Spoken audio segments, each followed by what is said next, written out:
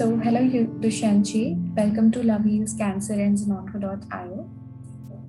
This is a cancer healing journey talk where we invite speakers who have gone through cancer, maybe as patients, caregivers, or survivors, who inspire others going through a similar journey.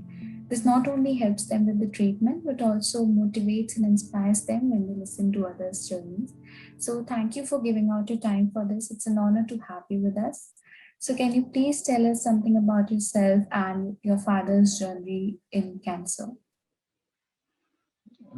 Sure, Manavi. So, my dad went through this journey almost now it is 8 months. 8 months back, he was not able to swallow the food, and then when we checked with the doctor, and they did the endoscopy and understood that he has some tumor, and through biopsy it was recognized as a squamous cell carcinoma, which is the post-cricoid area in the esophagus, and uh, and that's when he was diagnosed with this cancer, and he was not able to eat any food, barely the liquids. So that was how we diagnosed that he has the cancer. And obviously till then I didn't have any major medical things, so it was the first big shocker, and definitely a big disappointment in the whole family. And he wasn't much of a hospital person either, so it was bit of a work to get him to go through the whole procedure. But the doctors mm, suggested that he should go through food tube, FJ surgery, to be able to get food intake as quickly as possible, so that you don't have you have nutrition intake, and we had to go through food surgery, and while figuring out what's the right course of action. So I spent time with him. I was with him as a caregiver personally for about 4.5 months, and had to meet number of doctors to look at what options out there post the FJ surgery. While FJ surgery happened, parallelly he was figuring out the radiation, chemotherapy, and surgery options. And through the dialogue, I figured he may not be candidate for surgery. He is at 65, but not considered as a candidate based on his build and everything. And the recommendation was go through radiation and surgery, radiation and chemotherapy, not surgery. And the obviously not knowing what radiation is and what chemotherapy is and how it works out, we had to talk to multiple doctors. But fairly the consistent process of going through radiation and chemotherapy, and the scanning was required. So there was a debate of should it be CT scan or PET scan. As new to the whole process, everything ended up being a question to me. And there has been multiple views, each one said about what is the best to do, and finally figured that maybe PET scan had a more accurate finding for his type of cancer, and went through the PET scanning. And then the PET scan study showed that the tumor was also pushing on his air pipe, windpipe, which was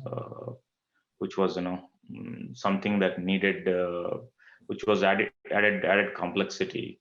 So to make sure that he doesn't have the any of the things that's going through the windpipe, we had to do the wind stunting, which is make sure the wind pipe is stunted, so that it is protected from any leakages from the food pipe to windpipe. because of this tumor caused, fistulas. And post that, the suggestion was to first reduce the tumor, and so we had to go through the chemotherapy, a couple rounds. And after 2 rounds, the pleasant surprise was there was a massive reduction in the volumetric reduction of the tumor. Okay, and that definitely motivated and kept my dad going. And so we had to do 6.5 weeks of radiation therapy. And obviously, through that therapy, since he had this fistula, it was a difficult journey of cough that continued to have that cough and phlegm take out through that stenting, which was obviously the difficult part, or symptomatically uncomfortable challenge for him. But I think the whole path and the reduction, the initial 2 cycles, which is 6 weeks of chemotherapy, actually kept him going. And me, my sister, and my brother-in-law, were together with him, along with my mom. So that obviously spending a lot of time to get him, not to feel alone, and spend time with him, actually, made me feel good that I was with him all the time. And also, he was as I understand it, radiation chemo causes lots of side effects and pains, and somebody, some people said, maybe people not want to continue in between. But I think the end motivation of getting rid of him, and he was very positive throughout the cycle. I think that's something that I recommend caregivers, that while there are lots of ifs and buts, that keeping that positivity and thinking of the end goal, that you could beat the cancer, and helps you, to see through the path, and get people going. And after the whole radiation, I think you also in between had a pneumonia, which I think I realized that the pneumonia due to the fistula can be a bigger killer than cancer itself. And there's nothing we could do ourselves, but there are minor modifications of how we sleep, the sleeping at the angled bed and recliner, and things like that we adopted, helped him to reduce the amount of the fistula infiltration, and thereby causing pneumonia over the radiation. And after the radiation, we waited for 2 weeks and got the PET scan done. And it had a good response, which basically means very minimal uptake of the metabolic uptake due to the PET scan. And symptomatically, he was as of 2 months back very, very good.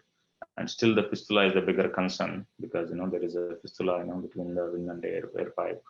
And cancer is still not completely disappeared, right? There is a very minimal uptake. And as I understand, probably the next scan, see how that cancer is heading. Is it heading in the downward direction or upward direction? Because its scan is at a point in time what was happening, right? So they obviously needed a second data point to see how it is progressing. And in the meantime, he's going through this fistula healing, which itself is a big pain, because there's a lot of cough, and with the current situation that he cannot go to hospital, actually added the complexity. And I was talking to the oncologist a couple of weeks back, and he suggested maybe also doing immunotherapy to make sure he has immunity boosted up to fight himself. But considering that the current COVID rise, we are not going to hospital. Still debating about it, at what point it's the right thing to go to hospital and get the immunotherapy started, which looks like can help to boost immunity and reduce the recurrence or reduce the progression further from the stage it is, which is at a minimal stage. While waiting for this fistula to heal, symptomatically he has lots of difficulty with this fistula, caused cough and getting the phlegm out, and which actually on a daily basis that's his struggle. But as a caregivers, I think my sister and my brother-in-law has spent enormous time, and they live with him even now. While I'm back to work, I think spending a lot of time personally. I think looking at him, engaging him in various things, and getting a habit developed. I think he developed a habit of playing online chess, and he probably plays quite a bit of chess online, about 5-10 games every day, which gets him interacted with live chess that plays with other people across the world, right? That is kept him going, and along with has been eating obviously through the food pipe, the juices and the healthy supplements that's suggested by the doctor, and I guess that should help him. If there wasn't actually this fistula, and I think he probably is doing his things bit normally, right? It's only because of this fistula and the cough. I think is still not out of woods, and I'm exploring all the possibilities of how can the fistula can be reconstructed and or whatever can be done. Still yet to find the solution. But my hope is that I will find the fistula solution, so that he is symptomatically comfortable, and which is definitely what me and my sister and family is looking for. Yeah. That's my dad's journey, Manavi. Yeah, you actually shared it very in detail. That was actually very helpful. But I just wanted to know that did the doctors recommend any kind of surgery or anything after the chemotherapy and radiation?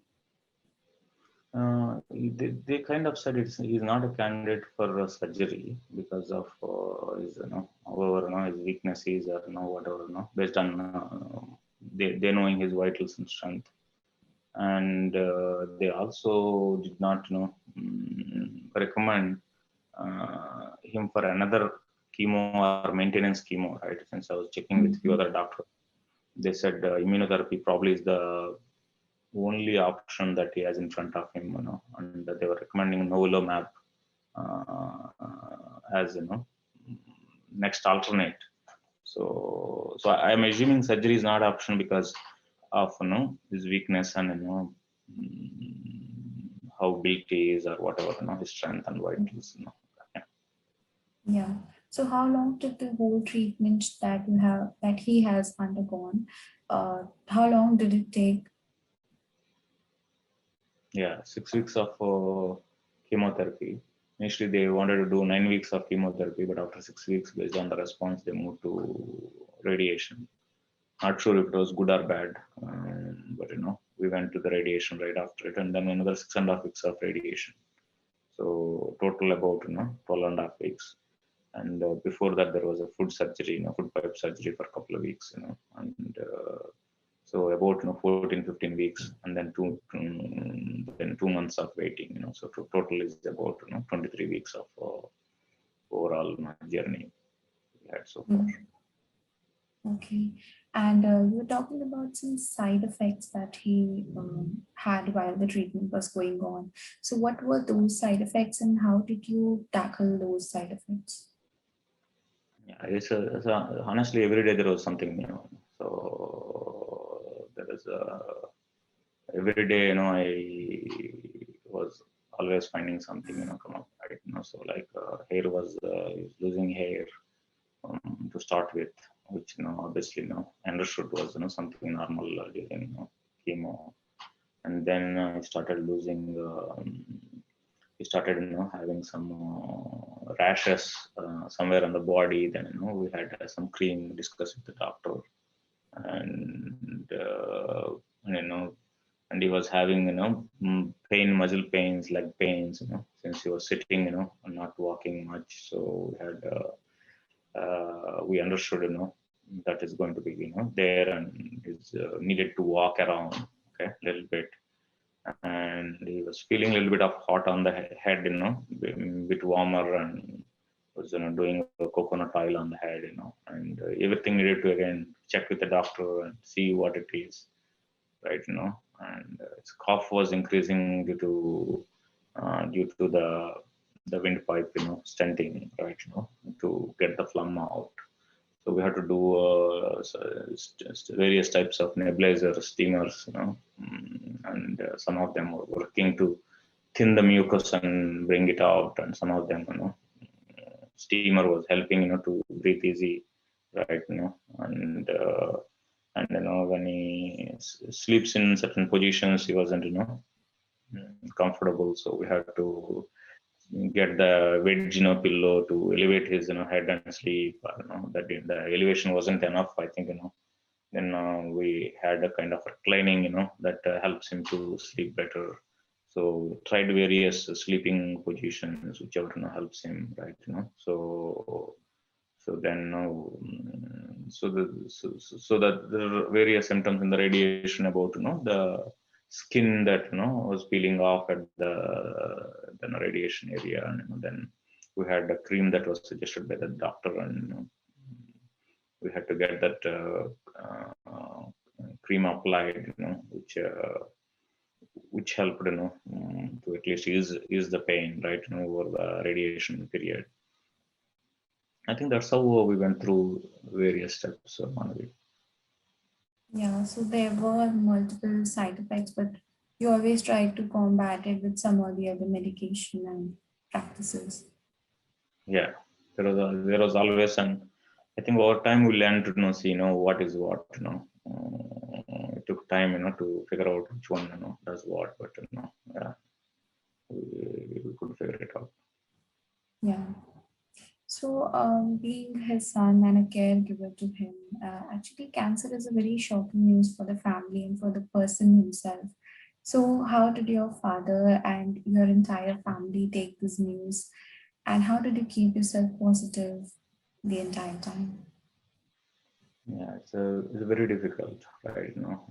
As it's out there, people, as soon as they hear cancer, obviously, you'll have all kinds of reactions and difficulty. There is a stigma out there, and very difficult news to digest, even for me. So we had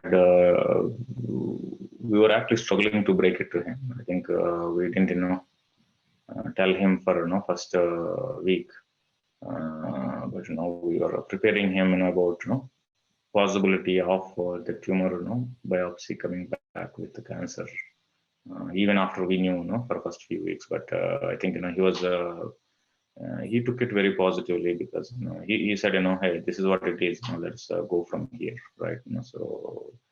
So he was brave in terms of how he took it, right? And he, I think from then on we were very open and transparent. Whenever things happen, we were kind of direct with him, so that we weren't struggling to communicate to him, right? But the difficulty was all around the family for first few days. But guess what?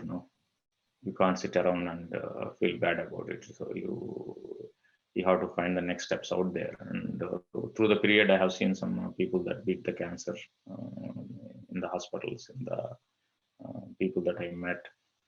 So that gets you going, and those stories, I did share with my dad and mom, so that they feel that there is a possibility, right? And even if doctors kind of give a lower prognosis based on the type of the cancer, right? But then for him, there are only two possibilities, right? So it's always 50% probability. So I wasn't worried about the prognosis probability is like 20%, 25%. So doctors, usually say, in his point of view, he was also a math teacher, by the way. So I was telling, there are only two possibilities. it cures, it doesn't cure. So for you, it is very simple, 50% probability. So all other math is, not relevant to you, right? So that's how we were communicating with him. So it's a good thing because for the patient to be positive, it's really very important because it helps in the healing process. So it's actually a good thing that he took it very positively and decided to fight back the cancer. Yeah. Yeah. Yeah. He used to tell, I'm okay after 12 weeks, I'll be okay. Don't worry. So it was very good not to see that he was brave. Mm. So, how did the pandemic affect the entire treatment process? Because taking him outside for the treatment is actually a risk. So, did it affect the process? Yeah, it affected very well. I think we were to take him, to places, but then the number of places we wanted to go and see or take him, it's also limited, right? Because every place you go, doctors want to meet him, but mm, but I think we had to zero in on the hospital that we started with very quickly, and didn't want to go around because my dad is at a village, that very little very little access within 5 kilometers, so we got to travel somewhere. And initially, we would have picked some metros, but then he wanted to be at home and go, so we were looking the best hospitals that out there. So the ability to travel was limited, right? Ability to go and stay somewhere else in a normal circumstance would have been a much easier possibility. But especially this happened during September, when this was the peak of the first wave.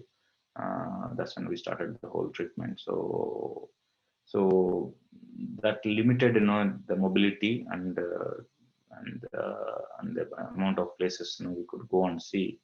But I also realized over time, as long as you pick the right medicine, I don't know, the right doctor, I think it probably would have made a little difference, where you go. So I probably looking back, I don't too much worry about not able to travel and take him to better metros. Right. So, did you also offer any complementary therapies, like you were talking about immunotherapy a while back, and you were thinking to go for it or not? And there are other things like Ayurvedic or herbal treatment that people opt for during, apart from the conventional treatment. So, did you go for any such things? No, we didn't get to hear any of them. So we haven't tried. We probably will be interested to try if there are some other suggestions and ideas. Yeah. Okay. So, lastly, how has his life changed after cancer? Maybe how was he and his health before this, and how is everything? Cancer has changed everything for him and his family. It's a big change, obviously. So he was spending a lot of time out. Uh, being a teacher, was still educating, a lot of people either at school or even outside school, that he get to engage with lots of kids and students, right? So that definitely completely gone away, since his immunity itself is low, so he was probably interacting through other social media and other things to keep engagement going, but otherwise it's a drastic reduction in the amount of engagement. But the good news is, obviously there are a lot of people, relatives, that talk through this virtual communication modes. Okay, and probably a lot more of virtual communication, which is acceptable these days, without obviously transmitting any of the other issues to him, right? Now that it is a COVID, obviously we don't want a lot of people to come and physically, see him. So able to leverage the technology to communicate and engage. be it people doing the video calls as well as online modes for him to engage through is something that definitely keeping him very engaged, get him going, right? And definitely the previous whenever we wanted to buy something, it used to be very difficult in the past, but with all the ability to find whatever we want to find, right? Be it best nebulizers or best steaming equipments, mm, ordering through online made it a bit easier for us to have a bit of like a hospital setup at home for him to feel that comfort, so that we don't need to spend a lot of time at hospitals. Yeah, so online availability of things actually helps things out a little bit. Yeah. Yeah. So, being a caregiver, what would be your parting message to others who are going through the same journey? Yeah. So while the cancer, news might shock you, but I do understand, the positivity, and people are looking forward to the end state of clearing the cancer or living comfortably. At some point, I think gets you going, and obviously able to find somebody to advise through the difficulties and questions that you get, accessible doctors and the support of such a communities definitely help you. Yeah, be somebody being close to and spending personally time with the patient. I think also heals and makes them feel comfortable, to get them thinking away from their disease to other possibilities out there. So as a caregivers, I think engaging and spending time, the patient, I think, and giving that positivity definitely helps to heal. And three, as people go through, obviously, the cancer treatment, where there is a possibility, I think, still able to do a bit of walking and, bit of normal things, keep them through the normal cycle of life, so that they are not just, bedridden. If there is a possibility and, it permits to do the things, right, outside, to be able to walk around, okay, see, family or extended family, and that gets your routine going, so that you feel you are not thinking all the time about your cancer alone. So these are the three possibilities. But after going through this and knowing what I knew 9 months back and now, I think there are lots of tools and technologies out there to help cure the cancer and live comfortably. So I think there are lots of chances for people to come through clean and enjoy your life. So keep that positivity and keep going. That's a very good message for everyone out there. And I really agree with your point that it's very important for the patient to lead their life normally and not feel as a patient all the time, because it really takes a toll on their mental health as well. So I completely agree with you on that. So thank you so much, Dushanji, for joining with me today and sharing your journey with us. Thank you so much. Thank you. Thank you, Manav. Bye.